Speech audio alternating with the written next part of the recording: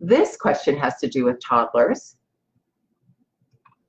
What do you do when toddlers suddenly stop being interested in their favorites? We've all been there, right? They were eating chicken nuggets like crazy, or gosh, they ate 4 apples yesterday and now they hate apples. They love to declare that to you. I hate apples. Wait a second, you just ate 4 apples yesterday. Well, part of the reason why toddlers are especially like that, you can learn more about it in our books when we talk about the terrific twos, is that they're trying to gain some control. But another reason why they're like that is we tend to offer toddlers a lot of the same foods. So I've got 2 tips for you. If you go to the MelaniePotock.com or mymunchbug.com, same website, and look at the free toolbox tab, you'll see that I have a free download there of a chart that you can use whether you have kids in feeding therapy or you've got some kids at home that you're just trying to make sure they eat a lot of different foods, a nice wide variety. You can use that chart to make sure that whatever foods you tend to serve your kids are on a rotation basis. It's a really easy chart to help you realize that, oh my gosh, I really did give them apples 4 days in a row. No wonder they don't want another apple today. Also, it'll keep you on track for exposing your toddler to a variety of food.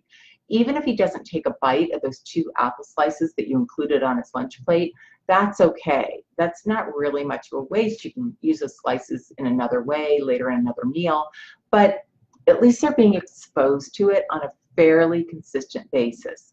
And if apple slices show up, I don't know, at least once a week, give it another month, they'll start eating apples again. The biggest thing is to make sure we don't forget to present those foods. The other thing I want you to think about too is that kids at that age, they really want a little bit of control. So they often will control their world through food because food shows up multiple times a day: breakfast, lunch, dinner, snacks. Great way to control life.